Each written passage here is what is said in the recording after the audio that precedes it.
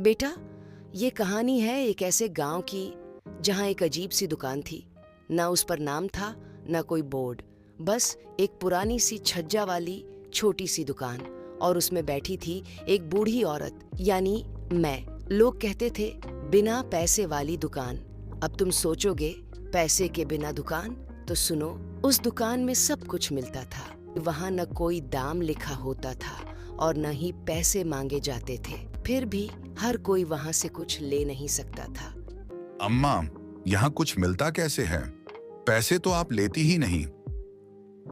बेटा, ये दुकान पैसों से नहीं, कर्मों से चलती है। लोग सोचते थे मैं मजाक कर रही हूँ। कुछ हंसते, कुछ गुस्सा होकर चले जाते। लेकिन एक दिन एक ऐसा वक्त आया जिसने सबका नजरिया बदल दिया। दादी, मम्मी बहुत बीमार हैं। दवाई चाहिए, पर मेरे पास पैसे नहीं हैं। आजा बेटा, ये ले, ये दवाई ले जा।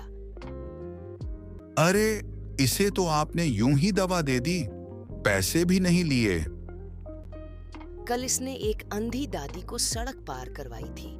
इसका नाम कर्म की बही में दर्ज है। अब लोगों को थोड़ा समझ आने लगा, तो मैंने पहली बार सबके सामने राज खोला। ये दुकान सिर्फ उनके लिए है जो बिना किसी स्वार्थ के दूसरों की मदद करते हैं। यहाँ हिसाब होता है कर्मों का। एक पुरानी बही है, कर्म की बही, जिसमें लिखा रहता है कि किसने किसकी मदद की, कब और क्यों। और जब किसी मददगार को कुछ चाहिए होता है तो बिना बोले सब उसे मिल जाता है। लेकिन बेटा, हर कहानी में एक मोड़ आता है। एक दिन शहर से एक अमीर आदमी आया। मैं लाखों रुपए दूंगा। मुझे मिठाई, दवाइयां और वो चमचमाती चप्पलें भी चाहिए। पैसे की कोई कमी नहीं है। बेटा, यहाँ वो नहीं मिलता जो तुम पैसे से खरीद लो। यहाँ वही मिलता है जो पहले अपने कर्मों से कमाया गया हो। मतलब मेरे पास कुछ नहीं है क्या? तेरे पास रुपए हैं बेटा, पर कर्म नहीं। वो अमीर आदमी चुपचाप चला गया।